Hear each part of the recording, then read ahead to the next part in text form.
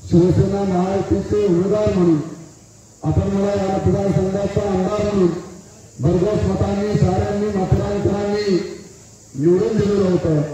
आपण सारेजण साक्षीदार आहात की या मतदारसंघाचा आमदार म्हणून निवडून आलो. आणि त्यावेळी राज्याचे मुख्यमंत्री आणि महायुतीचे आणि सरकारच्या मध्ये आपल्या सरकारच्या माध्यमातून या मतदारांसाठी आपण सुरुवातीपासूनच भरीव निधी आणण्याचं काम या ठिकाणी केलं. म्हाताऱ्यांचे रस्त्यांचा प्रश्न असेल, ज्या ज्या म्हाताऱ्यांच्या समस्या होत्या त्या काळात सोडवण्याचा आपण प्रामाणिकपणे प्रयत्न केला. कोविड सारखं महाभयंकर संकट 6 महिन्यानंतरच आलं.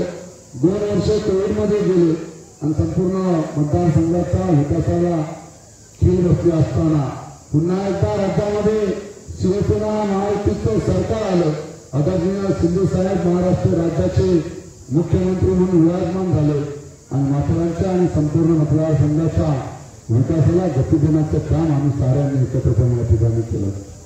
आपण साऱ्यांनी पाहिलं ज्या ठिकाणी प्रयोगराज असतील, ज्या ज्या ठिकाणी आपण पाहताय की आता आपण ज्या ठिकाणी दर्शनासाठी गेलो ते समाज मंदिर असेल, इंदिरानगरचे समाज मंदिर असेल, चिंचवडीचं समाज मंदिर असेल आणि मराठा समाज मंदिर असेल, ही सारी आपण ऐतिहासिक मंदिरं या ठिकाणी म्हाताऱ्यांच्या नैसर्गिक विकासाला चालना देण्याचं काम आम्ही या ठिकाणी विकासाच्या माध्यमातून सुद्धा या ठिकाणी केलेलं आहे.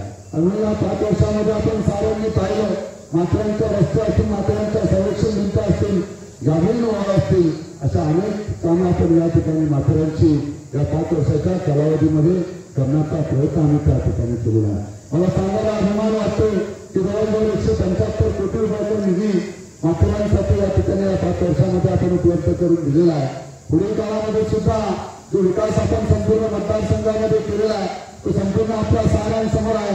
नेरळ असेल, गर्भत असेल, कोबोली असेल, थलापूर असेल, या सगळ्या भागामध्ये आपण चौफेर बाजूने या मतदारसंघाचा विकास साधण्याचा प्रयत्न प्रामाणिकपणे राज्य सरकारच्या माध्यमातून आम्ही केलेला आहे.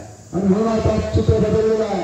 आज आपण पाहताय की 2024च्या विधानसभेच्या निवडणुकीला सामोरे जात असताना जनतेतून असणारा प्रतिसाद आपण पाहताय.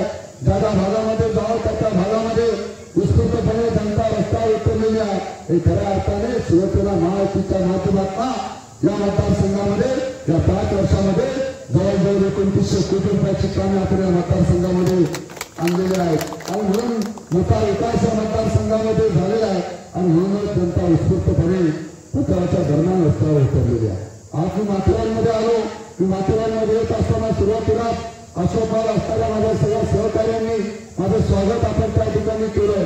आपण सारेजण या ठिकाणी आलो तर पाहिलं तर मोठ्या संख्येने माझे महायुतीचे सगळे पदाधिकारी या ठिकाणी उपस्थित आहेत.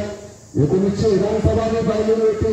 19च्या विधानसभेपेक्षाही 2024ची विधानसभा माथेरानचे सगळे सहकारी मोठ्या संख्येने सहभागी झालेले आपण या ठिकाणी पाहिले.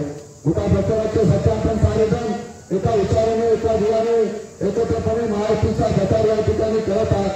मोठा फरक आपल्याला या ठिकाणी 20 नोव्हेंबरला मतदान होणार आहे, 23 तारखेला निकाल लागणार आहे. परंतु या निकालामध्ये मला सांगायला अभिमान वाटतोय की माथेरानचा लीड हा सर्वात जास्त लीड या ठिकाणी असेल. हे उपस्थित असणाऱ्या साऱ्यांची